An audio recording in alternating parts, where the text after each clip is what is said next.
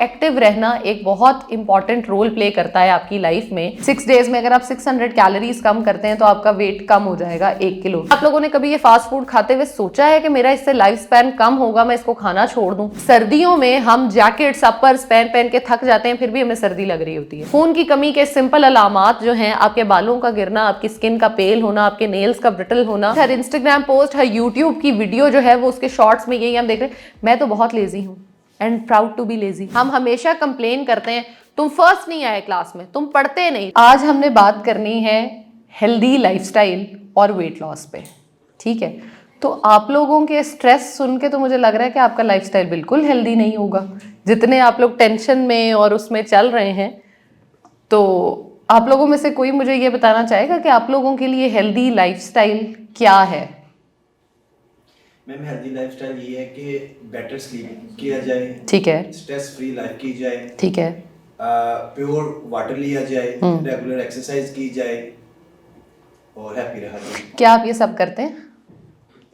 Not at all.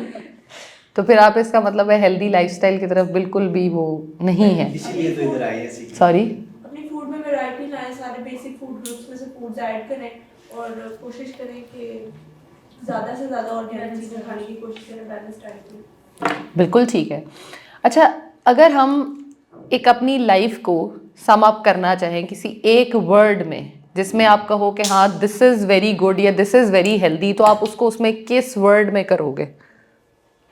क्या आपको लगे कि हाँ this is my life, this is good, this is complete, और इसको लेके मैं सारी ज़िंदगी साथ चल सकता हूँ? कोई ऐसी चलो हैबिट बता दो जो आपकी लाइफ में अभी हो और आप समझते हो कि इस हैबिट को हम सारी लाइफ कंटिन्यू कर सकते हैं। Active and serious. आप उठती हैं सुबह जल्दी? Very good. Active and serious. Active and serious. क्या आप लाइफ में एक्टिव हैं और सीरियस हैं, आपको लगता है? तो सवाल ही है ना कि क्या हो सकता है? Proper sleep. अच्छा, स्लीप पे अगर हम बात करें तो पिछले कुछ टाइम से मेरे पास बहुत सारे ऐसे पेशेंट्स भी आए और लोगों से हमने बात भी की, जिसके ऊपर मुझे पता चला कि सो तो हम रहे हैं, लेकिन जब हम सो रहे हैं हमारे बैक माइंड में इतनी सारी टेंशन्स और चीज़ें चल रही हैं कि शायद हम सो भी प्रॉपर तरीके से नहीं रहे।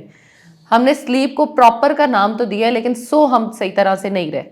सोने का एक टोटल प्रॉपर मैकेनिज्म अगर हम समझें तो पहली चीज़ तो उसमें यह है कि जब आपने रात को सोना है तो आपकी नींद जो है वो तकरीबन 10 बजे से पहले आप सो चुके हो या आप अपने बिस्तर पे हो। दूसरी चीज़ ये कि आपका जो स्क्रीन टाइम है वो तकरीबन आपके सोने से आधा घंटा पहले आप छोड़ चुके हो, क्योंकि वो ब्लू लाइट जो है वो आपके ब्रेन को एक्टिव रखती है, आपके सेल्स जो है उनको प्रॉपर तरीके से सोने नहीं दे रही होती, जिसकी वजह से आपकी जो नींद है उसका पैटर्न प्रॉपर नहीं हो पा रहा होता। क्योंकि जितने भी आपके स्लीप हार्मोन्स हैं उन्होंने 10 बजे से सुबह 3 बजे तक जो है वो अपने पीक पे रहना है और आपको एक प्रॉपर स्लीप देनी है। लेकिन अगर आप उसमें ही सो नहीं रहे या आप अपने किसी ख्याल में हैं या किसी सोच में हैं, किसी टेंशन में हैं, एंजाइटी में हैं, तो वो चीज़ आपकी प्रॉपर नहीं हो पा रही होती। दूसरा पॉइंट आप लोगों ने नींद के अलावा रेज किया था कि हम लोग 8 घंटे सो रहे हैं तो नींद पूरी हो रही है, चले हम उसको काउंट कर लेते हैं कि 8 घंटे की आपने प्रॉपर स्लीप ले ली। दूसरा पॉइंट आप लोगों का ये था कि पानी ज़्यादा पीना। पानी ऑफ कोर्स ज़्यादा पीने के लिए आपकी जो हेल्थी लाइफ है वो बड़ा एक रोल प्ले करती है कि आपके सारे मसल्स को, आपके टिश्यूज़ को, आपकी बॉडी को प्रॉपर फंक्शन करने के लिए पानी की ज़रूरत है। लेकिन साफ पानी जो है उसको पीना सबसे ज़्यादा ज़रूरी है। पानी ये नहीं है कि आपने जो पानी मिल रहा है आप उसी को कंज्यूम करना शुरू कर दें। बहुत सारे लोगों को मैं वो देखती हूँ जो चाय कॉफ़ी अगर कंज्यूम कर रहे हैं वो उसको भी पानी के अपने ग्लासेस में काउंट करते हैं। अगर वो कोई सॉफ्ट ड्रिंक पी रहे हैं, कोई सोडा कोला पी रहे हैं, तो वो उसको भी उसमें काउंट कर रहे होते हैं। आप लोगों में से किसी को लगता है कि सोडाज और कोलाज और चाय कॉफ़ी जो है वो आपके पानी के इंटेक को पूरा कर सकती है दिन में? और आप अगर ग्रीन टी के 3 से 4 कप ले रहे हैं, चाहे वो वज़न कम करने के लिए ही ले रहे हैं, तो वो आपकी जो पानी की प्रॉपर इंटेक है उसको पूरा कर रहे हैं। That is not possible. इसलिए पॉसिबल नहीं है, लेकिन हम लोगों का, बहुत सारे लोगों में मैंने ये देखा है कि वो ये ट्रेंड और ये चीज़ समझते हैं कि हमने अगर पानी ही पीना है तो हम क्यों ना सॉफ्ट ड्रिंक पी लें। आजकल पानी भी बहुत फ्लेवर्ड और चीज़ों का अवेलेबल है, हम समझते हैं कि हम उस पानी को ले रहे हैं तो वो प्रॉपर है। पानी को पानी की तरह ही पिएंगे तो वो ज़्यादा हेल्पफुल होगा, और रूम टेम्परेचर पे पानी पिएंगे तो वो ज़्यादा बेहतर होगा। ना आप उसको गर्म की तरफ लेके जाए, ना आप उसको ठंडे की तरफ लेके जाए।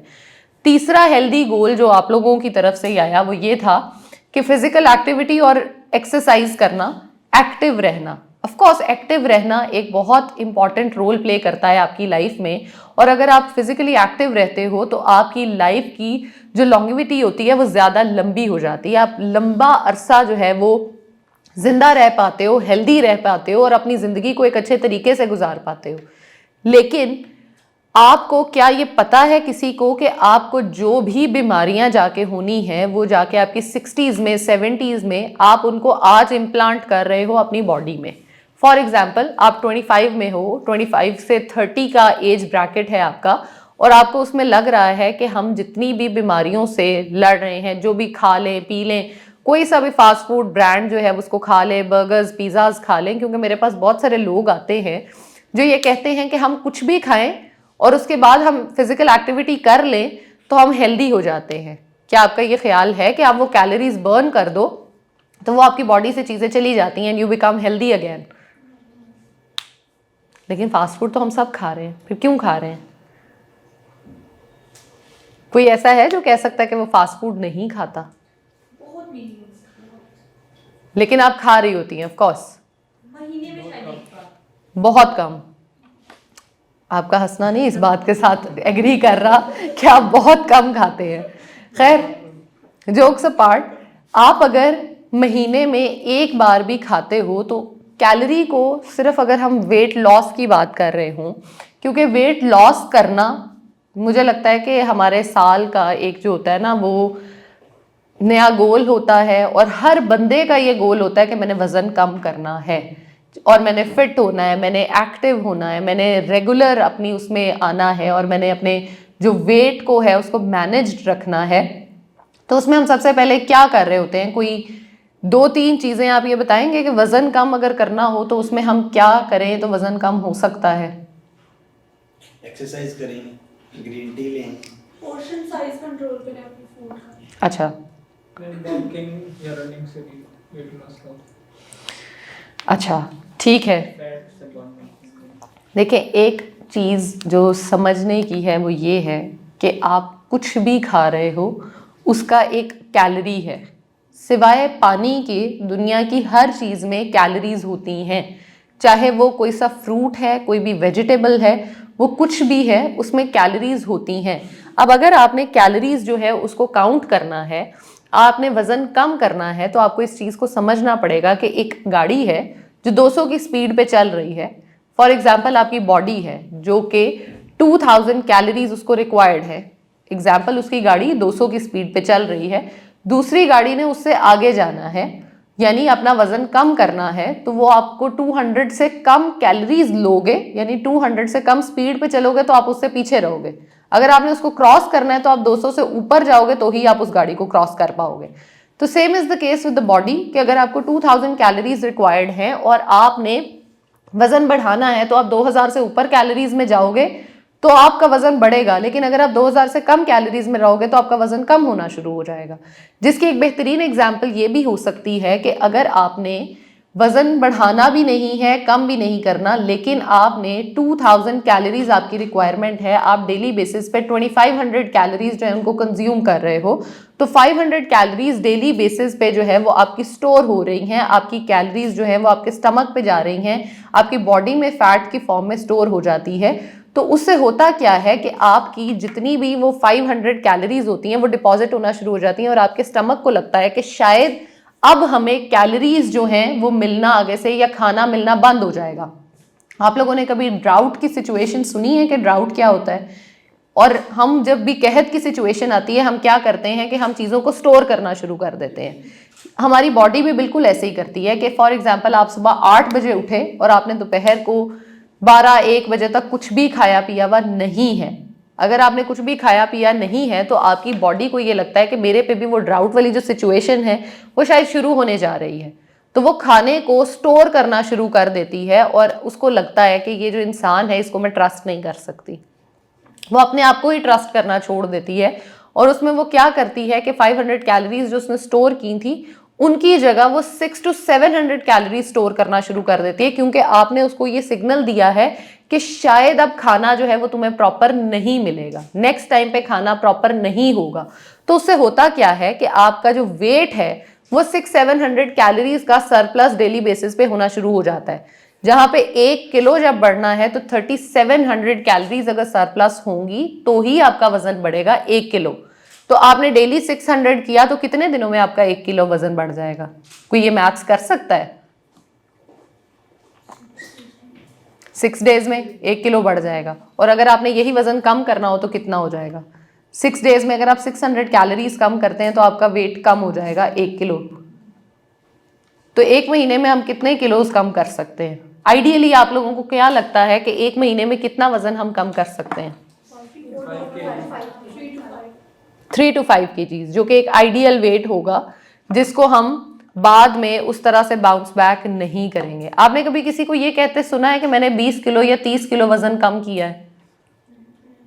कितने टाइम में? 6 to 8 मंथ्स में।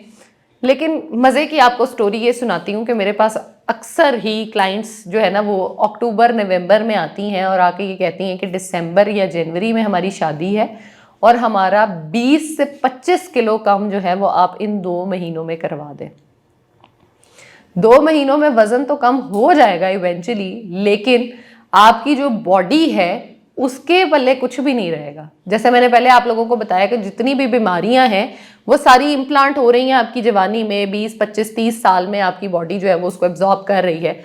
फॉर एग्जाम्पल, आप बहुत ज़्यादा सोडाज पीते हो, आप लोगों को ब्लैक जो हमारी वो होती है किसी भी ब्रांड की आप ले लो, वाइट कह लो, सोडा जो है आप उसको डेली बेसिस पे यूज़ करते हो, तो क्या आपको लगता है कि वो आपकी किडनी जब उसको ले रही होती है, न्यूट्रिएंट्स अपने ले रही होती है, उसको क्लियर आउट कर रही होती है, बॉडी से फ्लश आउट करती है टॉक्सिन्स को, तो वो सोडाज और कोलाज जो है वो उसी में से गुजर के जाते हैं। तो आपकी किडनी फेलियर का एक बहुत बड़ा कॉज जो है वो ये ड्रिंक्स हो सकती हैं। लेकिन हम फिर भी डेली बेसिस पे उनको कंज्यूम कर रहे होते हैं और हम कभी भी ये नहीं सोच रहे कि इन सॉफ्ट ड्रिंक्स का हमारी बॉडी पे क्या नुकसान हो रहा है और क्या असर पड़ रहा है। आप लोगों में से कोई ऐसा है जो नहीं पीता हो? आप नहीं पीती? कितने टाइम से आपने नहीं पी? कोल्ड ड्रिंक की बात करी है, सोडा? कोल्ड ड्रिंक 3-4 वीक्स तो मुझे एग्जैक्टली याद है, उससे पहले शायद मैंने इतनी सी ली। दैट इज़ अमेजिंग कि अगर कोई ऐसा बंदा है जो नहीं पी रहा, क्या आप लोग मुझसे नहीं पूछना चाहेंगे कि मैं पीती हूँ या नहीं? किसी का आप लोगों में से ये सवाल है? मैम पीती हैं आप? नहीं, पीती हूँ मैं अभी। अच्छा, कभी कभी लेती हूँ। नहीं, लेकिन इसका एक बड़ा शॉकिंग आंसर मैं आपको देती हूँ कि मैंने तकरीबन पिछले 15 साल से सॉफ्ट ड्रिंक को चखा भी नहीं है।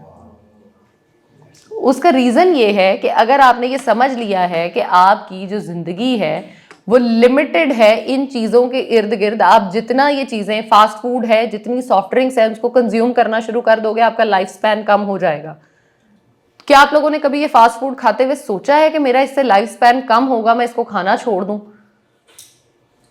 नेक्स्ट टाइम जब आप खाओगे तो क्या आपको ये सोच आएगी कि मैं ये फास्ट फूड खा रहा हूँ, मेरा लाइफ स्पैन कम हो रहा है तो मैं इसको ना खाऊं? Yes ma'am.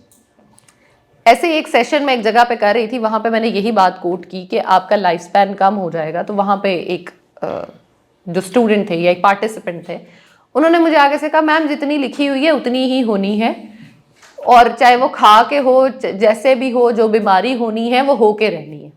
ठीक है, मैंने उनसे पूछा कि आप मैरिड हैं? उन्होंने कहा जी। बच्चे कितने हैं जी आपके? 3 बच्चे हैं मेरे।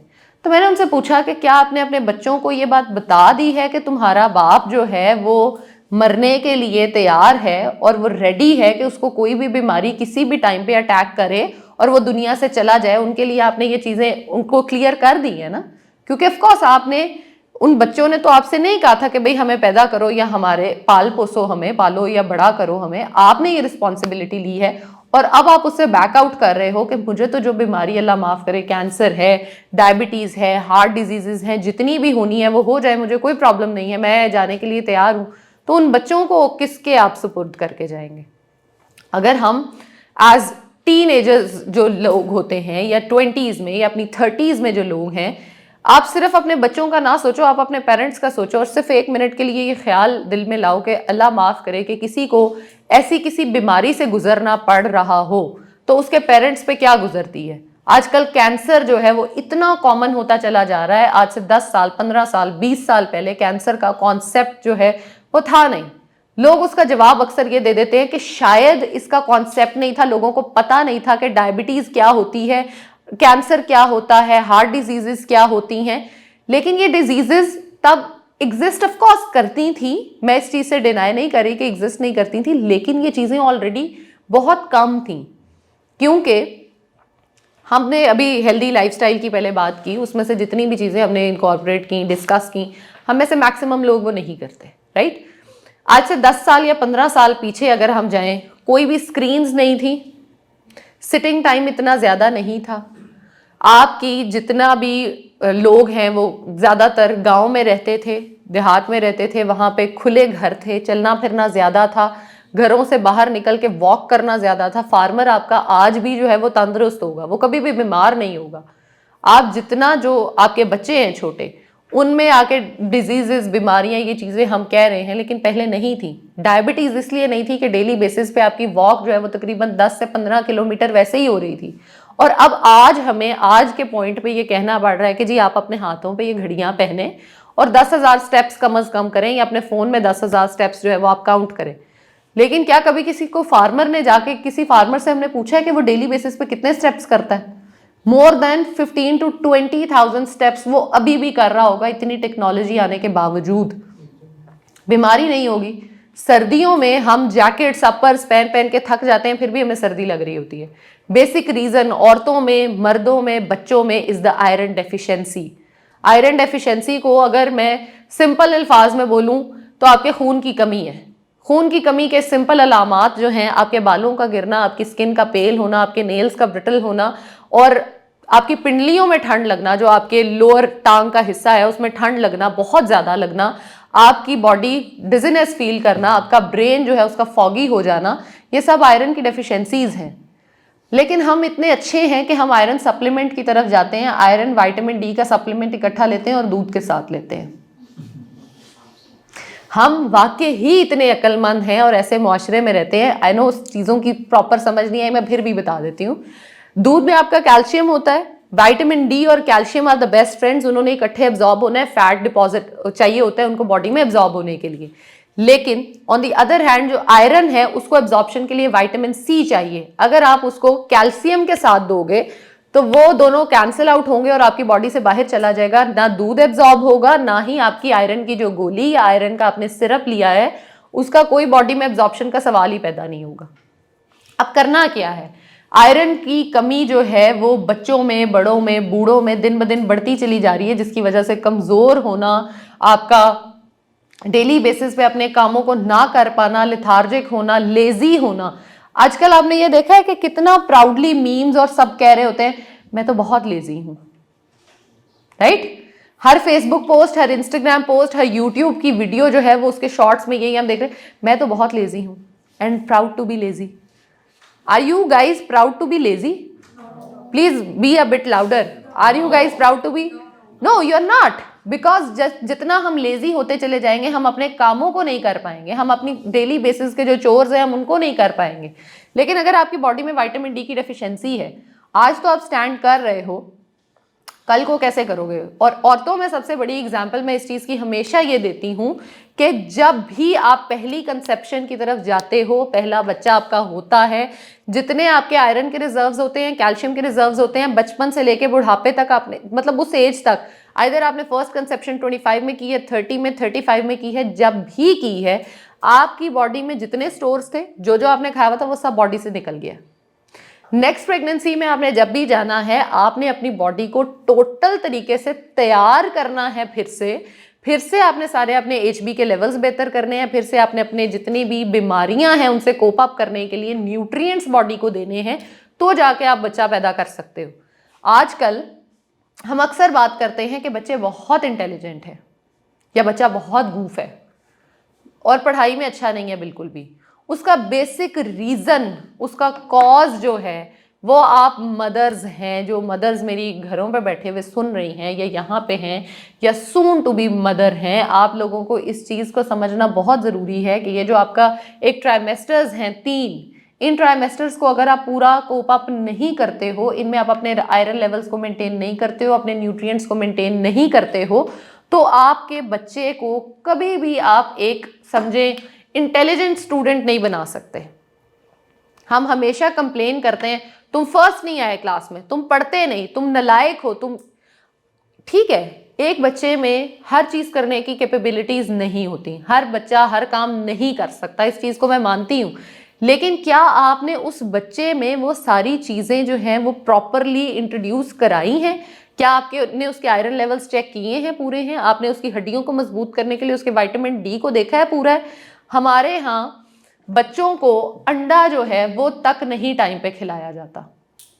बच्चा बड़े होकर तो चलो आपने मर्जी करनी है नहीं खाना, बच्चा जो है आप उसको ऑलमोस्ट 7 to 8 मंथ्स के बच्चे को डेली बेसिस पे अंडा स्टार्ट करा सकते हो। अगर आप उसको डेली बेसिस पे अंडा देते हो तो बहुत सारी उसकी ब्रेन डेवलपमेंट, उसकी बॉडी की डेवलपमेंट जो है वो सिर्फ एक अंडा खाने से ही होनी शुरू हो जाती है। उसकी जितनी नीड है प्रोटीन की वो पूरी होनी शुरू हो जाती है। अगर आपने प्रोटीन बचपन से ही बच्चे को नहीं दिया, वो प्रोटीन डेफिशिएंट है, तो उसका मसल कैसे बनेगा, उसका मसल मास किस तरह से बन रहा होगा। इस चीज़ को समझना बहुत ज़रूरी है हमारे लिए। आप लोग अगर सिर्फ आयरन की ही बात कर लें, हेयर फॉल का इशू हर बंदे को है। हम क्या करते हैं, हेयर फॉल शैम्पूज भी खरीदते हैं, हेयर फॉल ऑयल भी खरीदते हैं, हम लोग हेयर फॉल के लिए सिरम्स भी खरीदते हैं, हम लोग अपने बालों को बाहर से अच्छा करने के लिए, नरिश करने के लिए हर चीज़ करते हैं, जी तोड़ मेहनत लगा देते हैं।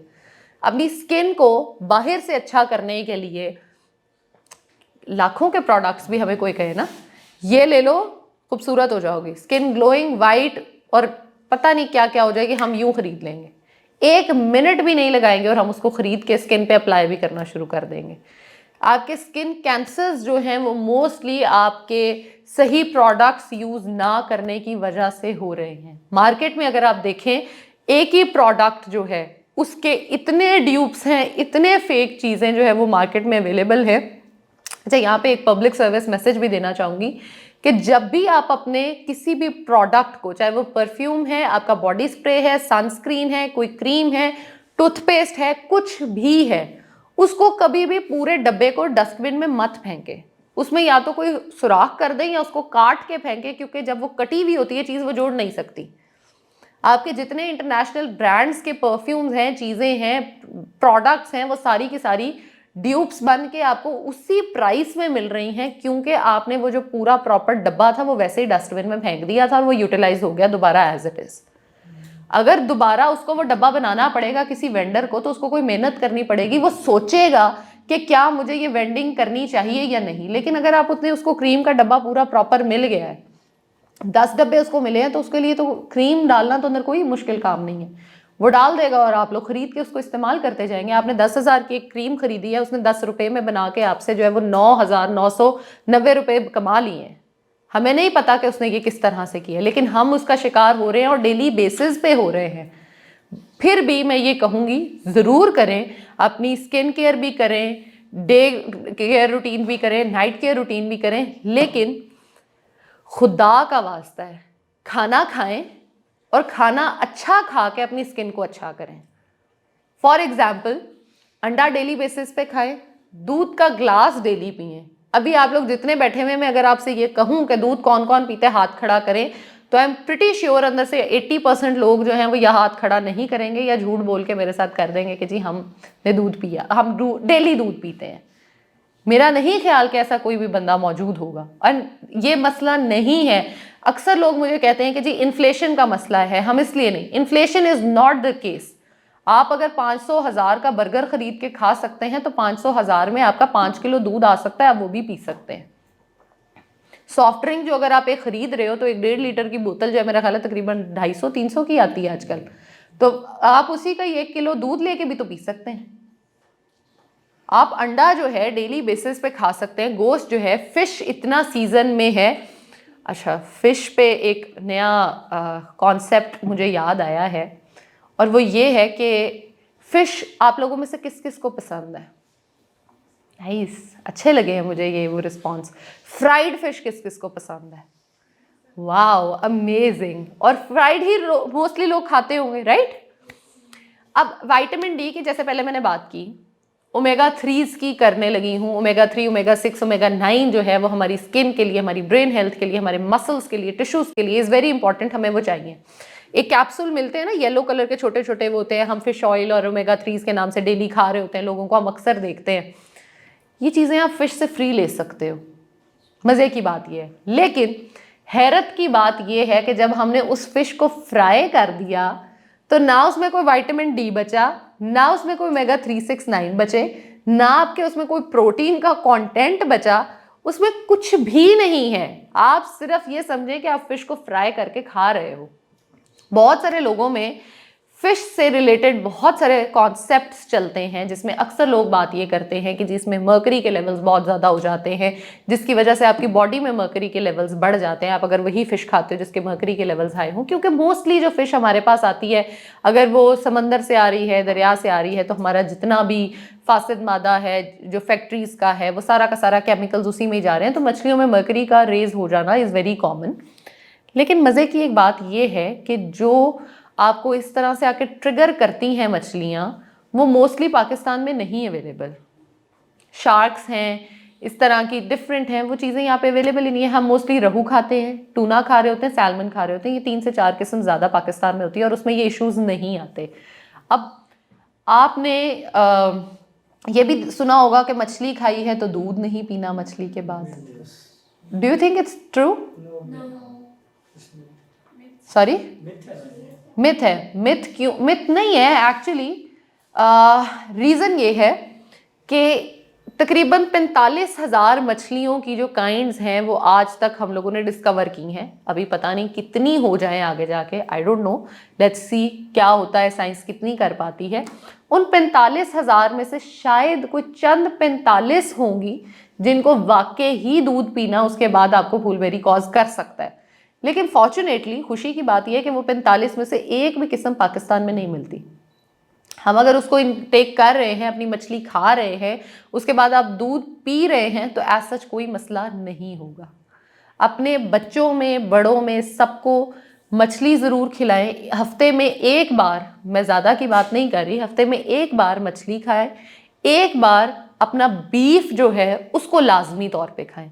मैंने स्पेसिफिकली बीफ की बात की है, मैंने चिकन या मटन को इनकॉर्पोरेट नहीं किया। मटन को मैंने तो खैर इसलिए भी इनकॉर्पोरेट नहीं किया कि सॉरी या एक्सपेंसिव है, कॉस्टली है, लोग उतनी अफोर्डेबिलिटी पे नहीं जा सकते, या जो अफोर्ड कर सकता है वो ज़रूर खाए। लेकिन स्टिल आई वुड से वो अगर अफोर्डेबल होता भी तो भी मैं मटन का यहाँ पे नाम नहीं लेती। रीज़न ये है कि जो बीफ आपके आयरन लेवल्स को बेहतर कर सकता है वो मटन नहीं कर सकता कभी भी। बीफ जो है वो डिजीज़ कॉज करता है। अगर उस गाय में या उस जो भी आप बफलो ले रहे हो, खा रहे हो, उसमें कोई डिजीज़ हो तो वो आपको डिजीज़ कॉज कर सकता है। वो भी बहुत कम कैटल फार्मिंग और इस चीज़ में ये प्रॉब्लम आता है। मोस्टली ये प्रॉब्लम नहीं होता। अगर आप बीफ को, फॉर एग्जांपल आप ये कह रही हैं कि चले हम मान लेते हैं कि बीफ आपको कोई डिजीज़ कॉज कर रहा है, आप एक दिन में मैक्सिमम कितना बीफ खा लोगे? 2 kilo, 4 kilo, 10 kilo, 20 kilo, 50 kilo? नहीं खा सकते आप। स्पेशली वुमेन में, गर्ल्स में, औरतों में तो मैं ये कहती हूँ कि 3 से 4 पीसेस वो इतने इतने खाती हैं और उसके बाद they are done, they are full. तो उससे तो मेरा ख्याल है डेली की रिक्वायरमेंट भी हम अपनी प्रोटीन की पूरी नहीं कर पाते। डेली बेसिस पे हमने जो प्रोटीन कंटेंट लेना है उसको पूरा भी तो करना है, उसको एब्जॉर्ब भी तो कराना है बॉडी में, तो वो भी तो हमें चाहिए उसके लिए। अब एक हमें कैसे पता चले कि हमें कितना इनटेक, फिश कितने लेनी चाहिए, बीफ कितना लेना चाहिए? आपका बॉडी का जितना वेट है उसको आप 2 से मल्टीप्लाई कर दें। और ये कैसे पता चलेगा कितनी एज में कितना वेट होना चाहिए? ये टोटली आपके BMI और उस पर डिपेंड करता है, क्योंकि हम जब BMI कैलकुलेट करते हैं तो उस फॉर्मूला में आपकी एज भी डलती है, आपका हाइट भी डलता है, वेट भी डलता है, हर चीज़ डाल के उसको कैलकुलेट किया जाता है। इसके लिए किसी डॉक्टर के पास ही जाना पड़ेगा? डॉक्टर के पास जाना चाहिए, लेकिन मैं उसके लिए एक सिंपल बात बता देती हूँ कि आप गूगल पे जाके भी इसको सर्च आउट कर सकते हैं। लेकिन please, Google is not a doctor. Google से अपनी बीमारी का इलाज मत लें, क्योंकि वो कुछ का कुछ ही हो जाएगा। हाँ, ये आप कैलकुलेट ज़रूर कर सकते हैं। आप उसमें अपना BMI कैलकुलेट कर सकते हो, आप उसमें अपना वेट, एज, हाइट डालोगे तो वो आपको बता देगा कि आपकी डेली की रिक्वायरमेंट कितनी है, BMR कितना है, आपकी फिजिकल एक्टिविटी। इस कैलकुलेशन में मैं अक्सर अपने जो पेशेंट्स होते हैं उनको इसलिए भी नहीं डालती क्योंकि वो फिर सारा दिन इसी को ही कैलकुलेट करते रहते हैं। उसके लिए मैं हूँ ना, मैं कैलकुलेट करूँगी, आप अपनी ज़िंदगी को एंजॉय करें, राइट? कि आपने अगर सारा दिन यही करना है कि मेरी फिजिकल एक्टिविटी इतनी हुई, मेरा BMR इतना है, मेरा इतना होना चाहिए था, किस तरह से मैंने लेके बॉडी को चलना है, कितनी फिजिकल एक्टिविटी होनी चाहिए, कितने न्यूट्रिएंट्स मैंने एब्जॉर्ब करने हैं, कितने विटामिन्स, मिनरल्स जो हैं डेली बेसिस पे मेरे इस्तेमाल होने हैं या करने हैं, ये बड़ा एक फैक्ट है। और हम लोगों में ये बड़ा ट्रेंड होता है कि हम लोगों को देख के बड़ा इंप्रेस हो जाते हैं। फॉर एग्जाम्पल, हमने कोई नई मूवी रिलीज हुई, वो हमने देखी, मुझे तो इस एक्टर जैसा बनना है, मुझे इस एक्ट्रेस जैसा बनना है, मुझे ये फिजिक मेंटेन करनी है, मुझे ये हेयर स्टाइल चाहिए, मुझे ये हेयर कट चाहिए, मुझे स्किन टोन चाहिए, मुझे ये मेकअप चाहिए, मुझे ये चीज़ें रिक्वायर्ड हैं, मुझे ये चाहिए, राइट? हम बड़ी जल्दी इंप्रेस्ड होते हैं, ये कपड़ा, ये जूता, ये चीज़। कपड़े जूते तो आप खरीद सकते हैं, लेकिन अनफॉर्चुनेटली जितनी भी हमारी, चाहे वो हॉलीवुड है, बॉलीवुड है या हमारा लॉलीवुड है, पाकिस्तानी एक्टर्स हैं, मोस्टली के पास अपने पर्सनल ट्रेनर्स होते हैं, अपने पर्सनल न्यूट्रिशनिस्ट होते हैं जो उनके लिए कैलकुलेट कर रहे होते हैं कि उन्होंने अगर वजन बढ़ाना है तो कितनी कैलोरीज पे और क्या खा के वजन बढ़ाना है, वजन कम करना है तो क्या खा के वजन कम करना है। जैसे सारा अली खान का बहुत सारे लोग इसमें वो देते हैं कि जी वो बहुत मोटी थी और वो बहुत पतली हो गई तो हम क्यों नहीं हो सकते, ठीक है। सारा का एक रीसेंट जो है वो इंटरव्यू था जिसमें उसने बताया कि मेरी बॉडी प्रोन है, वो बार बार वेट गेन कर लेती है, मुझे बार बार उसको नीचे लाना पड़ता है। और फिर उसने उसमें ये भी बताया था कि मुझे नॉर्मली अगर मैंने मूवी करनी हो, वैसे मेरा वेट फॉर एग्जांपल 59 या 60 पे चला गया है, मूवी मैंने करनी होती है तो मुझे 56, 57 पे आना पड़ता है, और अगर मैंने कोई आइटम सॉन्ग करना होता है तो उसमें मुझे 53, 54 पे आना पड़ता है। कि उनका ये रिक्वायरमेंट सेट है। आपने किसी मूवी में तो नहीं जाना, आपने किसी ड्रामा में तो नहीं जाना, आपका बॉडी का रिक्वायरमेंट वो चीज़ नहीं है। आपका बॉडी का रिक्वायरमेंट है कि अगर आप मिरर के आगे खड़े हो, आप खुद को देख रहे हो और आप खुद को ठीक लग रहे हो तो यू आर फिट। कोई और बंदा दूसरा, तीसरा, चौथा, पांचवा आपके लिए डिसाइड नहीं करेगा कि आप ठीक लग रहे हो या नहीं लग रहे। ये एक सिंपल अचीवमेंट अगर आप लाइफ में अचीव कर लेते हो तो मेरा नहीं ख्याल कि उसके पीछे कुछ भी बचता है। अगर आप ग्लासेस लगाते हो, I am telling you, go for vitamin A. आप विटामिन ए खाना शुरू कर देते हो। विटामिन ए आपको किस चीज़ से मिलता है? गाजर से मिलता है, फिश से मिल रहा है, आपको चुकंदर खाने से विटामिन ए मिल रहा है, आप उसको खाना शुरू कर देते हो, आपके ग्लासेस उतर जाएंगे। लेकिन इफ़ यू आर फाइन कि मुझे रिक्वायरमेंट ही नहीं है कि मेरे ग्लासेस रिमूव होने चाहिए या मुझे सर्जरी की तरफ जाना चाहिए, तो no one is there to tell you कि आपने सर्जरी कराओ और अपने ग्लासेस को रिमूव कराओ। आपकी हाइट जितनी है, आप अपनी हाइट में बेहतरीन हो। कोई बंदा आपको छोटा, बड़ा, मोटा, पतला क्यों कहे? Just don't allow anybody. अच्छा, आज से 3 से 4 साल पहले हम सिर्फ औरतों पे बात करते थे, लेकिन अब हमें मर्दों के हकूक के बारे में भी बात करनी पड़ती है अनफॉर्चुनेटली गाइज। अब शायद औरतों को ही मर्दों के हकूक पे भी बात करनी पड़ती है कि उनके राइट्स भी हैं। You can not tell them कि डू दिस डू दैट, या आपने एक परफेक्शनिस्ट लाइफ जो है वो ड्रॉ करके लड़कियों को या लड़कों को दे देनी है। इट्स यू गाइज, आपने खुद डिसाइड करना है कि आपने अपनी हेल्थ को कैसे बैलेंस करना है। I am here to tell you, मैं बता के चली जाऊंगी, उसके बाद आपने करना है या नहीं करना, that is totally your choice. आपने सुबह उठते ही दही बड़े खाने हैं या नहीं खाने, योर चॉइस। आपने गुलाब जामुन डेली खाना है नहीं खाना, योर चॉइस। मोतीचूर का लड्डू खाना है नहीं खाना, आपकी मर्जी है। आपने मछली डेली खानी है, फ्राइड खानी है, ग्रिल्ड खानी है, दैट इज योर चॉइस। मैंने आपको ये बता दिया है कि ग्रिल्ड फिश अगर आप खाओगे तो उससे आपको विटामिन डी मिलेगा, ओमेगा 3, ओमेगा 6 मिलेगा, आपके बाल अच्छे होंगे, स्किन अच्छी होगी। फ्राइड फिश आप ले रहे हो, ये कुछ भी नहीं मिलेगा। Now it's your choice. सही और गलत बताना मेरा काम है, उस पर अमल करना ना करना आपका काम है। आपको मैं अगर ये बताऊं कि डेली बेसिस पे अगर आप ABC ड्रिंक जो है, ABC जूस जिसको हम कहते हैं, Apple, beetroot, carrot juice daily basis पे आप पीना शुरू कर देते हो तो आपकी बॉडी के जितने टॉक्सिन्स होते हैं वो फ्लश आउट हो जाते हैं। एंटी कैंसरस है, एंटी एजिंग है, स्किन को ग्लो कराता है, पिंपल्स को खत्म करता है, बालों को अच्छा करता है। आप अगर इसमें एक ऑरेंज भी ऐड कर लेते हो, विटामिन C का एक बहुत अच्छा कंटेंट हो जाता है। बीटरूट आपको 1.1 ग्राम्स जो है वो आपका आयरन डेली बेसिस का दे रहा है। फाइबर का कॉन्टेंट बहुत अच्छा है, लेकिन जूसर से नहीं गुजारना उसको। ब्लेंडर लें, ब्लेंडर में सारी चीज़ें डालें, ब्लेंड करें और उसको थोड़े से पानी के साथ ब्लेंड करके उसको पी लें। तो आपकी मर्जी है आपने उसको पीना है या नहीं पीना। ABCD ड्रिंक जो है, स्पेशली न्यूट्रिशनिस्ट जितने हैं हम ब्राइड्स में ये चीज़ देते हैं। लेकिन सिर्फ ब्राइड्स ही क्यों आपकी लाइफ का सिर्फ ये एक फेज डिजाइन है? बहुत सारी लड़कियों को, लड़कों को मैंने देखा है अक्सर ये बात सुनते हुए, अब तो शादी हो गई, अब करने की क्या ज़रूरत है? भाई do it for your self. सिर्फ इसलिए ही क्यों करना है कि भाई मेरी शादी हो रही है तो मैं ये करूं? आप अगर ये देखना चाहते हैं कि आप हेल्दी हैं या नहीं हैं, 1 इंची टेप की सिर्फ आपको ज़रूरत है। उस इंच टेप को आप लें और अपने मेजर करें बेली बटन के अराउंड। अगर मेन में 90 से ज़्यादा है और वुमेन में 80 से ज़्यादा है तो I am so sorry guys, आपको मेहनत करने की, काम करने की ज़रूरत है। आपने डायबिटीज़ को, ब्लड प्रेशर को जो है वो बुलावा दिया है अगर आपके लेवल्स इससे बढ़े हुए हैं तो। आपने अपनी बॉडी को अगर नॉर्मलाइज करना है, नॉर्मल एक हेल्दी लाइफ गुजारनी है, तो वुमेन में 80 से कम, मेन में 90 से कम आपका जो ये सर्कमफेरेंस है ये होना चाहिए।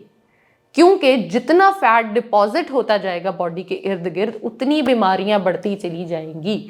दुनिया में पहले शायद कहा जाता था कि कॉन्स्टिपेशन जो है ना वो मदर ऑफ ऑल डिजीजेस है। Of course constipation is very bad, but I would say the obesity and the level of obesity which are raising day by day in our people within Pakistan and out of Pakistan, हर जगह पे जिस तरह से वो बढ़ रहे हैं, अगर हमने उनको कंट्रोल ना किया तो हम बीमारियों को कंट्रोल नहीं कर पाएंगे।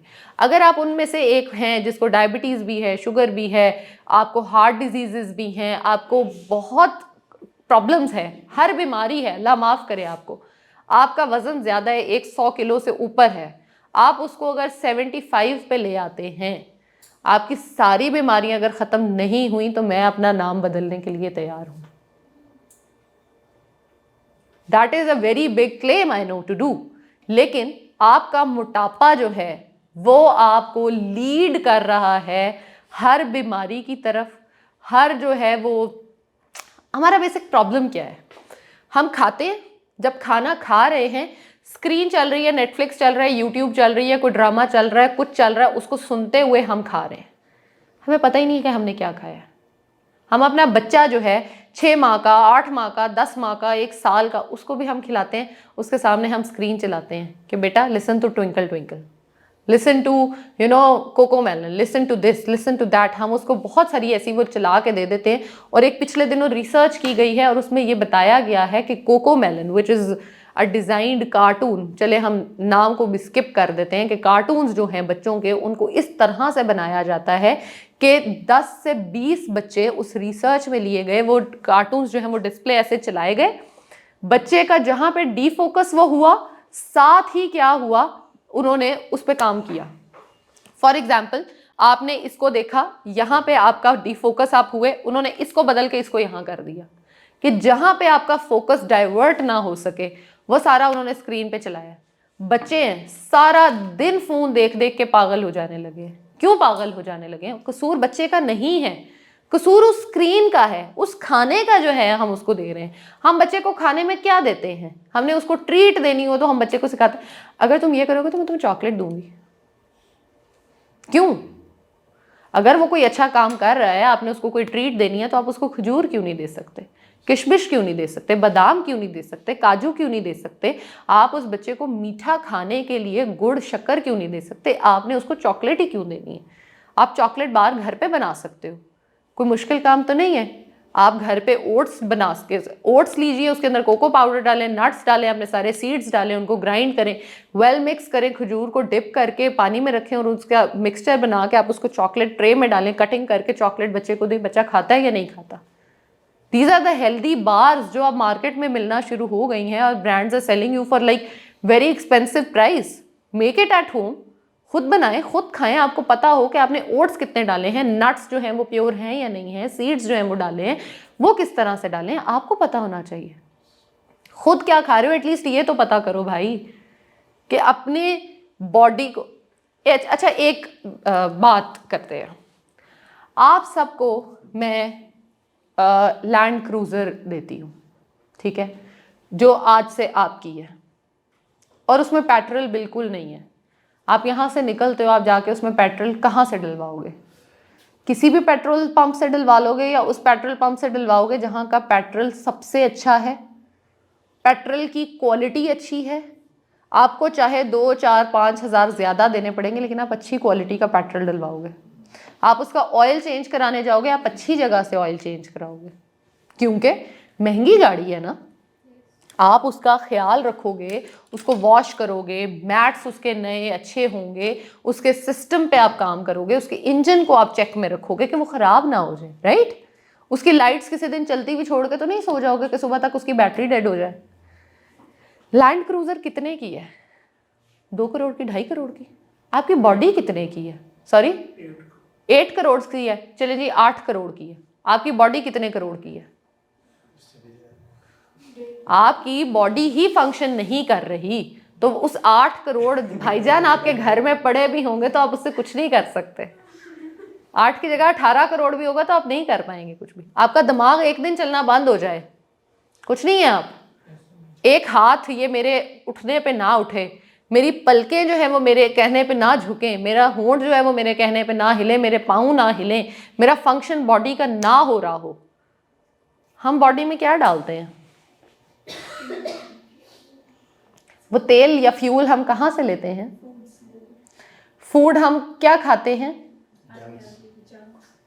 हम sodas, burgers, pizzas, fries, sorry ma'am I have a question. जी। ये है कि आप देखें, ये भी तो काफी ज्यादा प्रॉब्लम है ना मार्केट में कि कौन सी फूड है ये बिल्कुल ठीक है, क्योंकि अब पेस्टिसाइड्स का, स्प्रेज का यूज इस कदर हो गया कि हाइब्रिड हर जगह पे आया हुआ है। बिल्कुल ठीक है। तो क्या ये कैसे पता चलेगा कि ये फूड इसके न्यूट्रिएंट पूरे हैं और इसके नहीं है?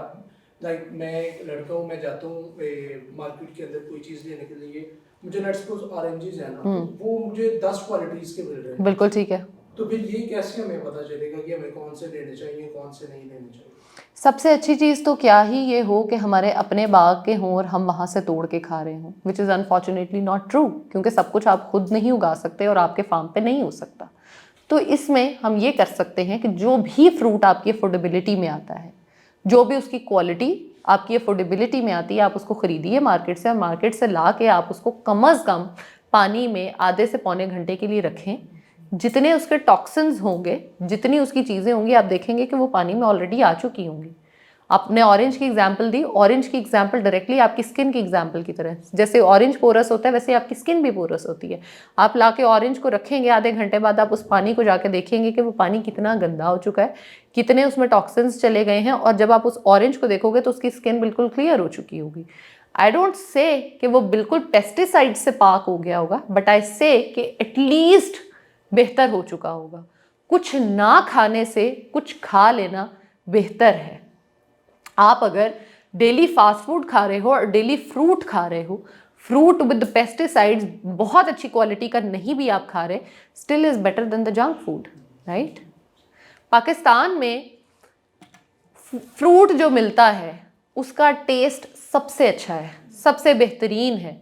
आप पूरी दुनिया में कहीं पे भी जाके, अगर आपका कोई रिलेटिव है, कोई दोस्त है, कोई कज़न है, तो आप उससे पूछिएगा कि यूएस कनाडा में आम का क्या टेस्ट है, यूरोप में आपके ऑरेंजेस का, या यूएस उधर आपका क्या टेस्ट है, बनाना का बहुत दूर ना भी जाएं, दुबई, सऊदीया में क्या टेस्ट है। वो टेस्ट नहीं है जो पाकिस्तान में है, जितना मीठा है। अब हम यहाँ पे ऑफकोर्स ये बात कह सकते हैं कि माइट भी जो उनको इंजेक्शंस लगाए जाते हैं, लेकिन आई वुड से कि जो मट्टी है हमारी वो ज़रखेज़ है कि वो आपकी चीज़ को बेहतर क्वालिटी की बनाती है। हाँ, हम यहाँ पे ये गलत करते हैं कि बेस्ट क्वालिटी हम एक्सपोर्ट कर देते हैं, पीछे जो बचता है वो हम अपर क्लास में दे देते हैं, उसके बाद जो बचता है वो मिडिल क्लास के लिए आता है, और उसके बाद जो बच जाता है वो बेचारी लोअर क्लास के लिए आता है। मैम मेरा एक दोस्त था, तो मैं इसी तरह ना फास्ट फूड के ऊपर उसके साथ बात कर रहा था। उसने मुझे एक आर्गुमेंट दिया, उसने कहा देखो यार, एक लेट्स सपोज एक पिज्जा है ना, तो उसके अंदर हम बीफ को या चिकन को यूज कर रहे हैं, साथ चीज को कर रहे हैं, साथ ब्रेड को कर रहे हैं। तो अगर हम अलग-अलग वो सब खा रहे हैं तो इट्स गुड, लेकिन अगर हम उसको इकट्ठे को खा रहे हैं तो इट्स बैड। ये क्या लॉजिक है? अच्छा, मैं इसमें हंसने की लिटरली कोई बात नहीं, सवाल बहुत अच्छा है और मैं इस पे बिल्कुल आपको बताना चाहूँगी। आप आज जाके अपने दोस्त को कॉल करके उसको ज़रूर बताइएगा। पिज़्ज़े में सबसे पहली बुराई ये है कि वो मैदे से बना हुआ है, विच इज़ रिफाइंड कार्ब्स। आप उस कार्ब को लेते हो तो आपकी बॉडी जो है वो मैक्सिमम 2 से 3 घंटे में फिर से भूख लग जाएगी आपको। अदरवाइज अगर आप आटे का, होल व्हीट का पिज़्ज़ा खाते हो तो that will take you around 6 से 8 घंटे या 10 घंटे, वो आपको भूख नहीं लगने देगा, पहली चीज़। दूसरी चीज़ ये कि आप चिकन मटन बीफ किसी भी का पिज़्ज़ा लेते हो, उस पर कितना चिकन की क्वांटिटी होती है? 50 ग्राम्स ऑफ चिकन भी पिज़्ज़ा पे अवेलेबल नहीं होता। महंगी से महंगी जगह, सस्ती से सस्ती जगह पे 50 ग्राम्स ऑफ चिकन या मटन बीफ से ऊपर उस पर नहीं अवेलेबल होता। And your daily requirement of protein is like one time की ऑलमोस्ट 200 to 250 ग्राम्स, राइट? आपका प्रोटीन कंटेंट भी पूरा नहीं हुआ। दो चीज़ें होंगी। तीसरी आई चीज़। चीज़ is of course a good thing जो हमारी डेयरी प्रोडक्ट्स में आती है, हमारे प्रोटीन कंटेंट को पूरा करने में अच्छी है, हमारी लाइफस्टाइल को बेहतर करने में अच्छी है। लेकिन क्या आप इस बात को मानने के लिए तैयार हैं? एक लार्ज पिज़्ज़ा आपको फॉर एग्जाम्पल 1000 रुपये का मिल रहा है, 1500 रुपये का मिल रहा है, तो जो चीज़ आती है किसी भी ब्रांड की जो इस साइज़ में मिल रही है, चेडर है, मोज़रेला है, कुछ भी है, उसकी price is like 25 to 3000।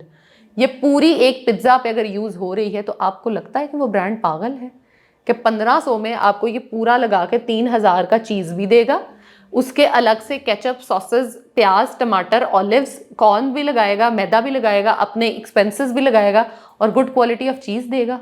No, quality of cheese is also compromised यहाँ पे। तो पिज़्ज़े में बाकी क्या बचा? प्याज बचा, तो वो आप ना खाएं। सॉरी, 2500 अगर वाला वो वाला पिज़्ज़ा खा रहे हैं तो हो सकता है कि वहाँ पे चीज़ की क्वालिटी अच्छी हो सकता है। स्टिल आई एम सेइंग कि पूरा पैक इज़ ऑफ 2000 ऑफ चीज़ का और 2500 में आपको पिज़्ज़ा मिल रहा है। तो क्या वो 2000 का चीज़ ऊपर आपको लगा के बाकी सब भी दे के अपने रेस्टोरेंट के एक्सपेंसेस कहाँ से निकाल रहे हैं? प्लीज़ प्लीज़ गो ऑन, आप करें सवाल। मैं कह रही हूँ कि उन्होंने आधी चीज़ यूज़ की होगी। That's amazing, that is good. वो क्या कहते हैं, दिल बहलाने को ख्याल अच्छा है गालिब। आप ये समझ के खा लीजिएगा, कोई मसला नहीं है। मैम वो जंक में खरीदते होंगे ज्यादा अमाउंट में, तो उनको कोई अच्छा चलो इस बात पे भी आ जाते हैं। आपका मानना ये है कि बल्क में चीज़ खरीदी गई, बड़े चीज़ के कार्टर्स थे, वो उनको सस्ते पड़े, ठीक है। चीज़ जो है, आप इस चीज़ को अगर आपने कभी चीज़ हैंडल की हो तो आपको चीज़ का ये पता होगा कि उसको आप अगर फ्रीज कर देते हो बहुत ज़्यादा और जब आप उसको हाथ में पकड़ते हो तो भी वो मेल्ट होती है, बाहर रखो तो वो ऑलरेडी मेल्ट हो चुकी होती है, ठीक है। हमारे जितने भी रेस्टोरेंट्स और यहाँ पे जो चीज़ आता है वो कितने टाइम के लिए उसको उसमें सेव किया जाता होगा। और अगर बल्क में ख़रीदा है, जैसे आप कह रही हैं 1000 टन फॉर एग्जांपल उन्होंने एक रेस्टोरेंट ने ख़रीदा है, मैं एक एग्जांपल दे रही हूँ, उनके पास स्टोरेज स्पेस भी है, तो वो 6 माह तक अगर उसी चीज़ को इस्तेमाल करते जा रहे हैं तो क्या वो चीज़ की जो क्वालिटी है वो स्टेबल रही है? नहीं। पाकिस्तान में एक और बड़ा मसला है, चलें आपकी बात को हम थोड़ी चीज़ की क्वांटिटी पे भी ले आते हैं। उन्होंने सिर्फ जी 1000 वो जो है ना वो ख़रीदा है डब्बा और वो उनके पास पड़ा हुआ है, सुबह से शाम तक आपकी लाइट बंद थी, उस रेस्टोरेंट की लाइट बंद थी, रेस्टोरेंट खुला शाम को 5 बजे, तो डू यू थिंक कि वो उस चीज़ को डिस्कार्ड करेंगे और आपके लिए नई चीज़ खरीद के लेके आएंगे और फिर आपका पिज्ज़ा बनाएंगे? That's not possible, right? Like मैं एक सब्जेक्ट ऐसा पढ़ रही हूँ आजकल, तो मैं उसके हाथ से सोच रही थी कि उनका जैसे कॉन्ट्रैक्ट हुआ हो ब्रांड के साथ, तो वो दूसरी ब्रांड से, लाइक मैं ये नहीं कह रही कि वो बल्क में मंगवा के उसी को यूज़ करते हैं, बल्कि उनके साथ कॉन्ट्रैक्ट है तो वो उनको कुछ जैसे रखते हैं। अब मज़े की बात यह है, मैं सिर्फ न्यूट्रिशनिस्ट और डाइटिशियन नहीं हूँ, मैं साथ फूड टेक्नोलॉजिस्ट भी हूँ, तो मेरा उस एरिया में भी जो है ना मुझे आइडिया है कि किस तरह से हम ब्रांड्स के साथ कॉन्ट्रैक्ट्स पे चलते हैं और किस तरह से हम उनको चीज़ें देते हैं। स्टिल आई वुड से बहुत सारे ऐसे रेस्टोरेंट्स हैं जिनको मैं खुद जानती हूँ कि वो अपनी क्वालिटी पे कॉम्प्रोमाइज़ नहीं करते, चाहे वो पानी पे हो, चाहे वो केचप पे हो, चाहे वो किचन पे हो, किसी भी चीज़ पे हो, किचन की सफाई पे, किचन की चीज़ों पे वो काम करते हैं, ऑफ कोर्स करते हैं। लेकिन अगर आप मुझे ये कहें कि वो अपना मार्जिन रखे बगैर आपको कोई चीज़ बेच रहे हैं, तो मैं इस स्टोरी को बाय करने के लिए तैयार नहीं हूँ। आप मुझे कह दीजिए कि जो पिज़्ज़ा बनाने वाला है, बर्गर बनाने वाला है, कुछ भी बनाने वाला है, उसने बालों पे कैप भी पहनी हुई थी, उसके कपड़े भी साफ़ सुथरे थे, हाथ भी उसने बार बार धोए थे, उसने ग्लव्स भी पहने हुए थे, फ्लोर भी साफ़ था, किचन में कोई चूहे कोई कुछ नहीं था, मैं मानने को तैयार हूँ। जैसे एग्जाम्पल तो बुरी है लेकिन देती हूँ, कुछ 1-1.5 महीना पहले एक रेस्टोरेंट है हमारे MM आलम पे, बड़ा अच्छा नाम है उसका, नाम भी बता दूँ? नहीं, नाम नहीं बताऊँगी। नाम बाद में बता दूँगी, अभी नहीं बताऊँगी। इसलिए वहां पे हमने ऑर्डर किया हुआ है और हम बैठे हुए हैं और उनकी छत से 2 चूहे गिरे हैं। जो रेस्टोरेंट एरिया है, सिटिंग एरिया, वहां पर वो 2 चूहे गिरे हैं। तो कैन यू गाइज इमेजिन कि किचन में क्या सिचुएशन होगी। मेरी दोस्त और जो कलीग्स और जो हम बैठे हुए थे, दे वर फोर्सिंग मी कि हमने ऑर्डर कर दिया है, अब हम नहीं जाएंगे। आई वाज लाइक तुम लोग खाओगे, मैं यहाँ से खाना नहीं खाऊंगी। आई डोंट से कि मैं बाहर खाना नहीं खाती, ऑफ कोर्स आई डू ईट। आपके बहुत सारी ऐसी चीज़ें होती हैं जिनमें आपको करना पड़ता है, लेकिन नॉट एवरी टाइम, राइट। आप ये नहीं कर सकते कि सुबह मैंने अंडा पराठा किसी उससे लेकर खा लिया बाहर से, या कहीं मैंने पैनकेक्स खा लिए, दोपहर में आई हैड समथिंग कुछ भी बाहर से अगेन, एंड रात में अगेन। ये नहीं हो सकता। मेरे पास एक पेशेंट था, मज़े की एक एग्जाम्पल देती हूँ। उस पेशेंट का वज़न कम नहीं हो रहा था, ठीक है। मेरे पास वो ऑलमोस्ट कोई 2 माह से आ रहा था। आई वॉज वेरी कन्फ्यूज कि यार इसका वेट क्यों नहीं कम हो रहा। डाइट भी वो आके यही बताता था, जो आपने कही है, जो आपने ये लिखा हुआ है मैडम, मैं यही फॉलो कर रहा हूँ। अब जब ऐसे बार बार आप पे बात आती है ना कि 2 माह बाद पूरा एक बंदा आया है कि उसने 60 दिन आपको दिए हैं और वज़न कम नहीं हुआ, आप खुद को क्वेश्चन करने पे आ जाते हो कि भाई फिर मेरे में कोई फॉल्ट। अच्छा, मैंने उसको बिठा लिया सामने and I just open my काम और सारा। मैंने उससे पूछा, मैंने कहा चलो तुमने ना मुझे एक एक डिटेल बतानी है और तुम मुझे पिक्चर्स अगर भेजो ना, मतलब अपने काम की, तो तुमने की खाया है तुमने, मैं क्योंकि मैंने उसको लास्ट मंथ कहा था कि तुमने खाने की पिक्चर्स लेनी है, तो उसने खाने की पिक्चर्स ली हुई थी। खाने की पिक्चर्स में क्या था, मैंने उसको रात को ना चिकन पीस खाने के लिए दिया हुआ था घर पे बना के। वो कहाँ से खा रहा था? बाहर से। और डेली बेसिस पे उसके साथ वो एक कुलचा भी खा रहा था, ठीक है। अब kulcha is something which is definitely made up of your आपके रिफाइंड कार्ब्स से, कि वो आपको यीस्ट भी है, सब कुछ है। और खैर अच्छा, उसको एक ये प्रॉब्लम वो कर रहा था, दूसरा वो ये कर रहा था कि मैंने उसको सूप दिया हुआ था। सूप भी वो बाहर से ही पी रहा था, फुल ऑफ कॉर्नफ्लोर, और उसको वो कंज्यूम कर रहा था। तो अब कॉर्नफ्लोर भी आपका वजन जो है वो कम नहीं होने देता। सूप अगर आप लोगों ने भी पीना है तो guys just go for a clear soup. पूरी दुनिया में क्लियर सूप चलता है। पाकिस्तान, इंडिया, बांग्लादेश, मेरा ख्याल है कि 3-4 मुल्क हैं जहाँ पे सिर्फ कॉर्नफ्लोर डाल के उसको इतना थिक किया जाता है उसकी ग्रेवी को।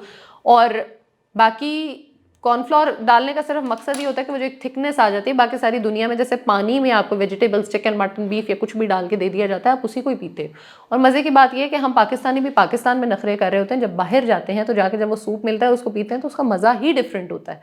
तो आप बजाय इसके कि मार्केट से अपने चिकन टिक्काज और ये चीज़ें बाय करो, आप उसको घर पे भी तो बना सकते हो। क्यों नहीं बन सकती चीज़ें घर पे? वो सब चीज़ें आप घर पे बना सकते हो, उनको यूटिलाइज कर सकते हो, इस्तेमाल कर सकते हो। तो मैम यहाँ पैलेटेबिलिटी का भी तो इशू आता है। अब हमने ना घर में एयर फ्रायर हमारे घर में आया, तो हमने ना फिश उसमें ट्राई की, ठीक है, and my mother was like कि उन्होंने खाई, उनका कि मेरे लिए कैसे ऐसे ना बनाना, ओके, मैं तो फ्राइड ही खाऊंगी। ठीक है। तो मतलब ये कि उनको समझाना बहुत मुश्किल काम होता है। उनको लगता है कि पैलेटेबल नहीं, हालांकि हमने खाई, वी वर ओके कि दैट्स गुड, लेकिन उनको था कि नहीं, मैं ये नहीं खा सकती। अच्छा देखो, इसमें जो है ना फूड चॉइस एक दिन में बंदे की नहीं बदल सकती, ठीक है।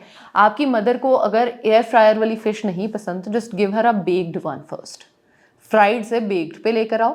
बेक्ड से उनको जब आप लेकर आओगे तो उनका टेस्ट डेवलप होने के चांसेस जो होंगे वो थोड़े ज़्यादा होंगे। असल में हमारे पेरेंट्स ने या फोर फादर्स ने जो एक चीज़ें फुल फ्राइड फॉर्म में खाई हुई हैं, उनको अगर अब हम ये कहें ना with a dash of oil, तो that is impossible for them, right.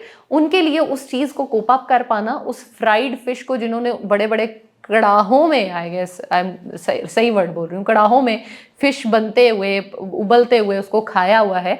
अब हम उनको वही कहें कि मछली को आप इतने से तेल को सिर्फ जितना हमने उसको क्या कहते हैं उसको, हाँ आपने ब्रश कर दिया है, आपने ये खाना है, तो उनके लिए वो पॉसिबल नहीं है, ठीक है। हमें इस चीज़ को एयर ड्रायर में भी तो आजकल बहुत अजीब अजीब तरह की रिसर्चेज आ रही है कि कार्सिनोजेनिक हो जाता है खाना, क्योंकि थोड़ी सी जगह होती है और उसमें जो टॉक्सिन्स वगैरह होते हैं वो उसी जगह पे सर्कुलेट करते रहते हैं। मैम ये बात भी भी तो चीज़ें आ रही कि हमने जब लिया था ना, तो मेरे अब्बू ने किसी को बताया कि हमने लिया, तो वो कहते हैं कि एयर फ्रायर तो अच्छा ही नहीं होता है, इस पे तो रिसर्चेज आ रही हैं कि ये कार्सिनोजेनिक होता है, ये आप ना लें, आप ना खाएं इसमें।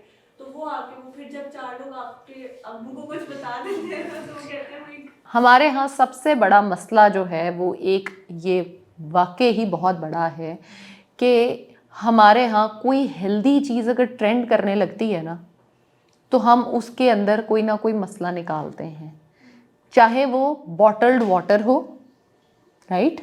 पानी वाली बोतल अगर हम ख़रीद के पी रहे हैं तो हर बंदा हमें उसमें क्या कहता है, पता नहीं कब की पड़ी हुई है, कितनी महंगा पानी लेके पी रहे हो, क्या इसमें कोई चीज़ एडेड भी है कि नहीं, पता नहीं इसमें उन्होंने क्या डाल दी है, पोलियो के कतरे हैं तो पता नहीं इसमें क्या डाल दिया है, आपका कोई मीट है तो इसको जो है वो इंजेक्शंस लगाए जा रहे हैं, इसमें ये इशू है, इसमें ये इशू है।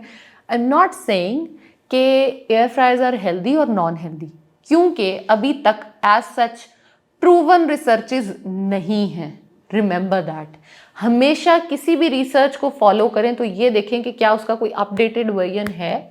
लेटेस्ट रिसर्च जो 2025 में आएगी उस पर प्लीज़ डिसाइड कर लीजिएगा कि आप लोगों ने यूज़ करना है या नहीं करना। आई फील लाइक कि आप अगर बाकी सब हम चलो कंपैरिजन कर लेते हैं नुकसानात को। आपका क्वेश्चन मैं ले लूँ फिर मैं सॉरी।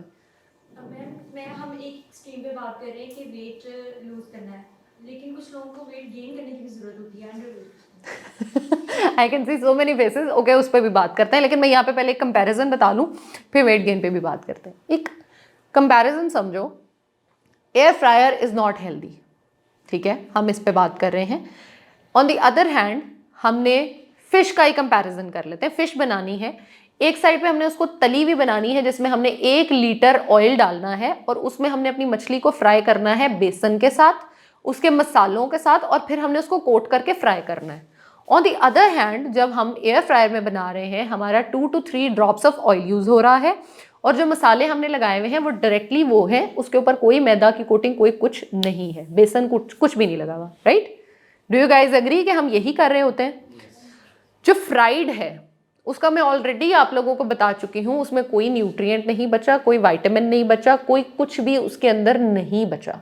ऊपर से जब बेसन की कोटिंग आ गई है तो बेसन जो है वो बहुत ज़्यादा ऑयल को अपने अंदर एब्जॉर्ब कर लेगा, जज्ब कर लेगा।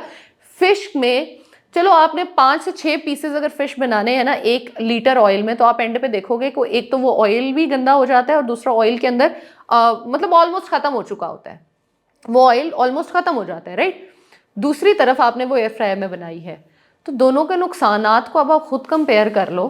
शायद मुझे एक्सप्लेन करने की इसके बाद ज़रूरत ना रहे कि उस फिश में कुछ भी नहीं है, कोई न्यूट्रिएंट नहीं है, कोई कुछ नहीं है, बल्कि फुल ऑफ ऑयल है। आपने इतना फैटी ऑयल लेना है और ऑन दी अदर हैंड आप वो ले रहे हो जिसके बारे में ये कहा जा रहा है कि जी कार्सिनोजेंस हैं, चीज़ें हैं, लेकिन you are eating at least a fish जिसके अंदर न्यूट्रिएंट्स हैं, वाइटामिन हैं, मिनरल्स हैं, आप विदाउट ऑयल उसको कंज्यूम कर रहे हो। Now the choice is yours, आपने क्या कंज्यूम करना है। वेट गेन पे आपने कहा है बात करने के लिए, तो वेट गेन वेट लॉस से ज़्यादा मुश्किल है। I understand that. बहुत सारे लोग अपनी थ्रू आउट लाइफ कोशिश करते रहते हैं वेट गेन करने की। आपके मैकेनिज्म, आपके हार्मोन्स और आपकी डेली बेसिस की एक्टिविटीज़ जो हैं उस पर डिपेंड कर रहा होता है कि आपने वज़न कितना बढ़ा लेना है, किस तरह से बढ़ा लेना है और क्या क्या चीज़ जो है वो आपके हक में है और क्या नुकसान में है और क्या आप कर सकते हो और क्या नहीं कर सकते, ठीक है। वज़न बढ़ाने के सिंपल से 3-4 ट्रिक्स जो हैं वो आपको बता देती हूँ। वो ये हैं, कभी भी बहुत ज़्यादा ऑयली चीज़ों से, पराठों से और इन चीज़ों से अपना वज़न मत बढ़ाइए। अपना वज़न अगर आपने बढ़ाना है तो उनको हेल्दी चीज़ों से बढ़ाइए। फॉर एग्जांपल मक्खन खा सकते हो आप, देसी घी खा सकते हो। देसी घी वज़न कम भी करता है, वज़न ज़्यादा भी करता है, दोनों में आप उसको यूटिलाइज कर सकते हो। उसके साथ साथ आप जो है वो दूध का इस्तेमाल करो, दूध को शेक की फॉर्म में ले सकते हो, उसमें खजूर ऐड करो, नट्स ऐड करो, सीड्स ऐड करो, फूल मुखाना है आपका, आप उसको ऐड करो, उसको यूटिलाइज आप कर सकते हो और वो आपका वेट गेन एक अच्छी फॉर्म में करा सकता है। नंबर 3 पॉइंट वेट लॉस करने का बहुत सिंपल ये, वेट गेन करने का सॉरी बहुत सिंपल ये है कि अपनी कैलोरीज, जैसे डेली रिक्वायरमेंट आपकी 1600 कैलोरीज है, go to 2000 calories daily basis पे। 400 कैलोरीज आप एक्सेस में खाओगे डेली, आपका वजन 3600 कैलोरी सरप्लस में आप जाओगे तो 1 किलो वजन बढ़ जाएगा।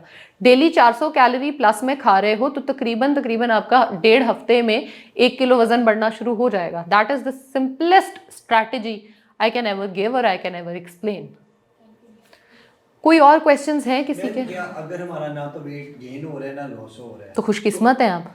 क्या ये वाकई पता चलता है कि हेल्दी लाइफ जरूरी तो नहीं है कि वो हेल्दी हो? मैंने लास्ट यानी कि वो 68, 90, 70, 67 यही रेंज आ रही है, काफी अरसे से आ रही है। आपने वेइंग स्केल को कभी भी ट्रस्ट ना करें, राइट। क्योंकि आपका वेइंग स्केल जो है वो सबसे ज़्यादा झूठ बोल रहा होता है आपके साथ।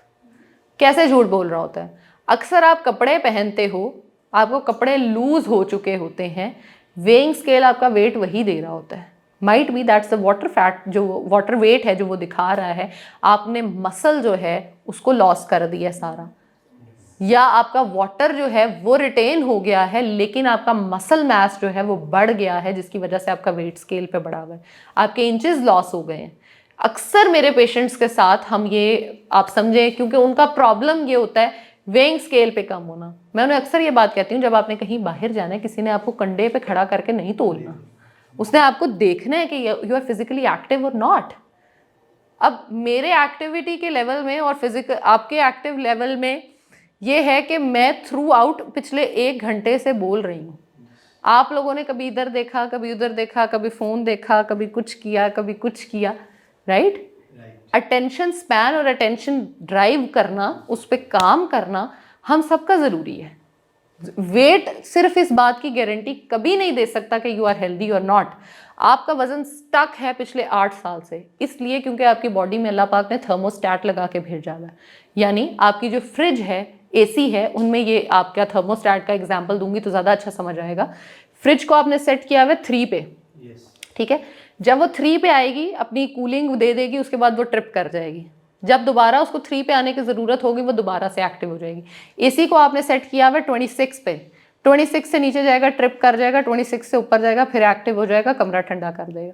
Same is the case with body. आपका वेट है 68, आपका फैट सेल जो है उसको पता है कि मैंने इतना रिटेन करना है। आप 69 पे भी जाओगे तो वो 68 पे लाने की बेहद कोशिश करेगा, अगर आप उसको फोर्स नहीं करोगे दोबारा 80 पे जाने पे। तो अगर आपको बुखार होता है, आपका वज़न कम होता है, देखने में भी हम पेल लगते हैं, डायरिया होता है, वज़न कम हो जाता है, पेल लगते हैं।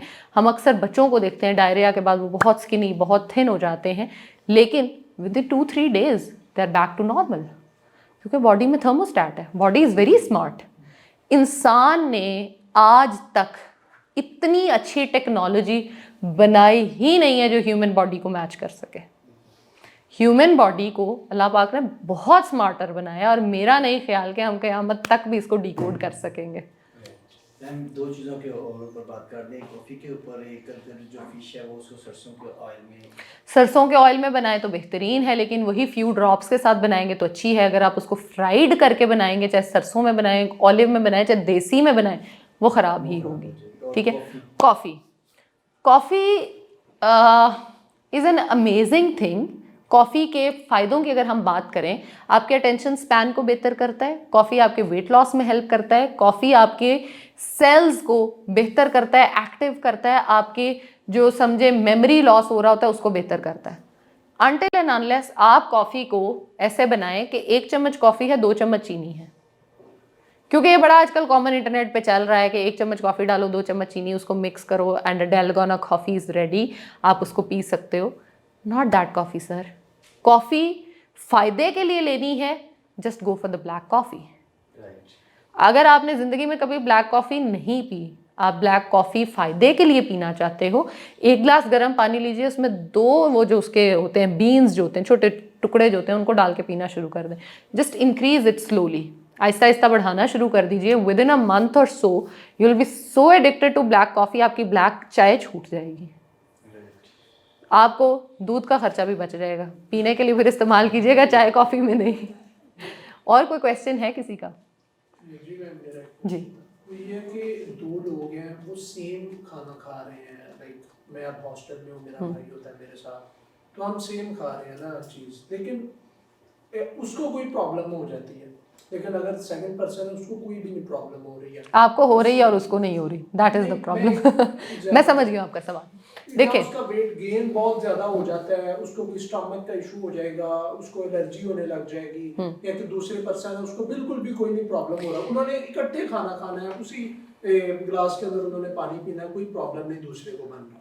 एक बात ये है, आप चाहे भाई हो, बहनें हो या नहीं हो, आपका बॉडी का मैकेनिज्म किसी दूसरे बंदे से मैच नहीं करता। इसकी एक छोटी सी मिसाल ये है, हमने कहीं पे भी अपना थंब इम्प्रेशन देना हो तो दुनिया में कितने लोग हैं, सबका थंब इम्प्रेशन दूसरे से मैच नहीं करता। आपका आय है वो दूसरे से मैच नहीं करता। तो this is a proper metabolism, आपकी बॉडी है, हम दूसरे से इसको मैच नहीं कर सकते। आप हैं फॉर एग्जांपल, आपको अंडे से एलर्जी नहीं है, आपका भाई है, माइट भी उसको अंडे से एलर्जी हो। आपको ग्लूटेन से एलर्जी नहीं है, आटे से एलर्जी नहीं है, उसको हो। मे बी आपको दूध से एलर्जी हो, उसको ना हो। ये आपकी टोटल बॉडी का मैकेनिज्म, आपकी बॉडी की डेवलपमेंट क्या है, आपकी बॉडी किस तरह से किसी चीज़ को जो है वो जवाब देती है, ये उस पर डिपेंड करता है। हम दो भाइयों को ये आवाज़ दें, फॉर एग्जाम्पल अवैस बात सुनो and Awais will be like जी ma'am, when the other one Ali for example, Ali हाँ जी, you know the response is different, so the body's response is very different too. आप कभी भी ये नहीं कह सकते कि दो लोगों का, आप एक ही डाइट प्लान फॉर एग्जाम्पल वजन बढ़ाने के लिए 15 लोगों को शुरू कराएं, 15 लोगों में से हो सकता है सिर्फ 3 का वजन बढ़े, बाकियों का ना बढ़े, क्योंकि that was a general diet plan. जब मैं आपके लिए डाइट प्लान बनाऊंगी, आपका वेट, एज, हाइट, आपकी फैमिली हिस्ट्री लेके बनाऊंगी, आपकी खाने की प्रैक्टिसेस क्या है, आपकी फिजिकल एक्टिविटी क्या है, आप किस तरह से खाना खाते हो, उसका रिस्पॉन्स क्या आता है, जब उसके लिए बनाऊंगी तो ऑफकोर्स वो डिफरेंट होगा। मैम फिर हम ये बात बोल सकते हैं कि ये फूड को एज अ सब्जेक्टिव अप्रोच के जरिए हमें इसको ट्रीट करना चाहिए, because it's subjective term, person to person it varies. Of course फिर हम ओवरऑल एक जनरल कॉन्टेक्स्ट के अंदर क्यों फास्ट फूड है या कोई भी फूड है उसको हमें फिर क्रिटिसाइज नहीं करना चाहिए कि यार it's not good for you. बिल्कुल ठीक जबकि है। दो लोग खा रहे हैं तो दोनों को, एक को मसला हो रहा है एक को नहीं हो रहा, तो इसका मतलब है प्रॉब्लम फूड में नहीं है, प्रॉब्लम उस बंदे में। नहीं sir, I disagree, because food में प्रॉब्लम इसलिए है कि आपने किसी भी फास्ट फूड चेन पे सिर्फ गाड़ी घुमाने तक में, ऑर्डर से लेके लेने तक में 2 मिनट का वक्फा है। 2 मिनट में कौन सा चिकन है जो कुक होता है, बर्गर की फॉर्म में रेडी होता है और आपको मिलता है? क्या एक चिकन पक सकता है इतनी जल्दी? नहीं पक सकता। अगर वही चिकन पिछले 15 घंटे से पक के पड़ा हुआ है तो आई डिसएग्री कि वो आपकी हेल्थ के लिए अच्छा है। आप फ्राइज ले रहे हो, वही फ्राइज आलू जो हैं आप काट के रखते हो और उन आलू में कलर ब्लैक हो जाता है, उसका जो स्टार्च लेवल है वो बढ़ जाता है, और वही आलू पिछले 15-20 दिन या 50 दिन से एक पैकेट में फ्रोज़न पड़े हुए हैं और वही आपको मिल रहे हैं। आलू का वो लेवल, वो क्वालिटी वो मेंटेन नहीं हो सकती। आपका फास्ट फूड को मैं इसलिए गलत कह रही हूँ क्योंकि उसके साथ अगर आप बोतल का इस्तेमाल, फास्ट फूड की बाद में बात करती हूँ, बोतल का इस्तेमाल कर रहे हो, एक काली बोतल के ग्लास में तकरीबन 9 चम्मच चीनी है, जबकि रिक्वायरमेंट एक औरत की डेली बेसिस पे 6 चम्मच चीनी है और एक मर्द की 7 चम्मच चीनी है।